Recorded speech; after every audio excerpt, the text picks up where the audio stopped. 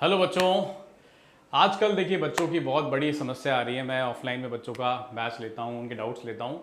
सबसे बड़ी समस्या यही आती है बच्चों की कि सर रिवीजन कैसे करना है, और रिवीजन का जो सिस्टम है वो काफ़ी बच्चों को पता ही नहीं होता है कि रिवीजन कैसे किया जाए। सबसे बड़ा इशू है क्योंकि बच्चों ने पढ़ तो लिया है बट रिवीजन में अभी तक वो कमज़ोर हैं।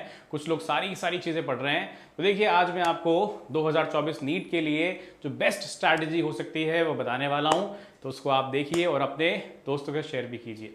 देखिए तो देखिए नीट 2024 के हिसाब से जो रिवीजन पैटर्न है अभी के हिसाब से अप्रॉक्सीमेटली 40 डेज बाकी हैं, 40 दिन। तो पॉइंट टू पॉइंट बात करेंगे करके स्टेप बाय स्टेप, और आप देखेंगे कि अगर आपने ये फॉलो कर लिया तो बहुत बेनिफिट होने वाला है। ठीक है, सबसे पहला इंपॉर्टेंट पॉइंट होता है स्टेप बाय स्टेप चलना पड़ेगा, स्टेप बाय स्टेप। पहला होता है सेल्फ असेसमेंट। जब भी रिवीजन स्टार्ट करें तो पहले असेस करें। असेस मतलब क्या होता है कि पहले आप देखिए अपने अंदर जाके कि कौन से टॉपिक आपके फिजिक्स में स्ट्रांग हैं या वीक हैं। तो पहले जो स्ट्रांग टॉपिक्स हैं उनको अच्छा कर लीजिए, ठीक है। फिर वीक टॉपिक्स पे काम करना, उसके बाद स्टार्ट करिए मॉडरेट पे, और लास्ट में आपके जो वीक टॉपिक्स उस पे काम करना स्टार्ट करिए ताकि आपका मैक्सिमम कोर्स कवर हो जाए। ठीक है। अच्छा, असेसमेंट करने का मतलब ये है कि आपको समझना पड़ेगा कि आपके कौन से टॉपिक वीक हैं, कौन से स्ट्रांग हैं। ठीक है, ताकि आपको पता चले कि किस पे कितनी मेहनत करनी है। सेकंड स्टेप होता है सर कहाँ से करें मेहनत, कैसे करें। सेकंड होता है आपका क्लास नोट्स। सेकंड पॉइंट है क्लास नोट्स और शॉर्ट नोट्स। मैं हर क्लास में बच्चों को बोलता हूँ कि बेटा क्लास नोट्स और शॉर्ट नोट्स दोनों बहुत इंपॉर्टेंट चीजें हैं।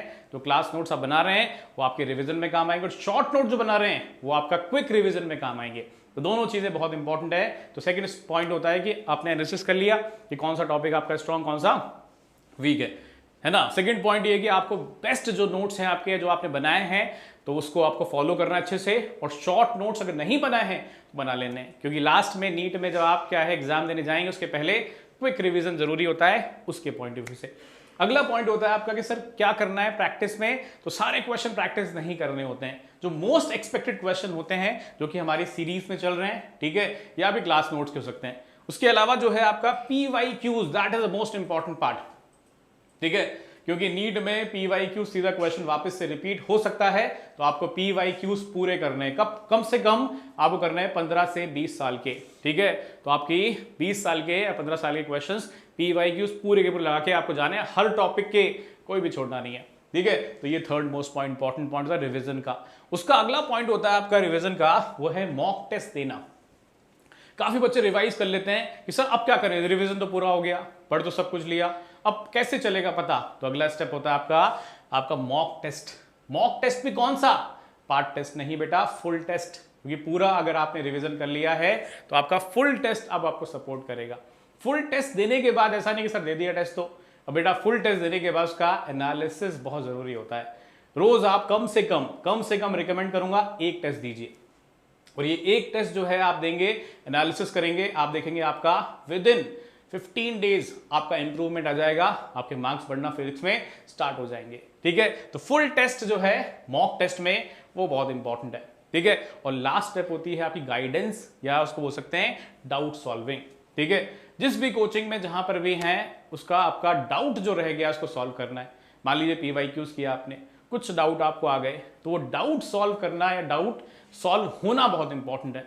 डाउट छूट गया बेटा, अगर वही सवाल या वैसा सवाल नीट में आ जाएगा तो फिर आप कहीं ना कहीं क्या है, आप सॉल्व नहीं कर पाएंगे, या फिर कहीं ना कहीं आप उसको कंफर्टेबल फील नहीं करेंगे। इसलिए सारे के सारे डाउट सॉल्व होने चाहिए जहां पर भी हैं आप, और साथ में यही है डाउट सॉल्विंग प्लस मेंटरशिप। ठीक है, जो भी अगर आपका कंसर्न रहे, जो भी प्रॉब्लम रहे, जो भी इशू रहे, वो टीचर से क्लियर कीजिए। This is the fifth, is the most important part, जो आपके सिलेक्शन में, आपके रैंक में आपकी हेल्प करेगा। तो ये 5 स्टेप हैं, क्विक स्टेप्स हैं, इनको अगर फॉलो कर लेंगे तो आप बहुत बेहतर रिजल्ट और सिलेक्शन तरफ बढ़ जाएंगे। धन्यवाद।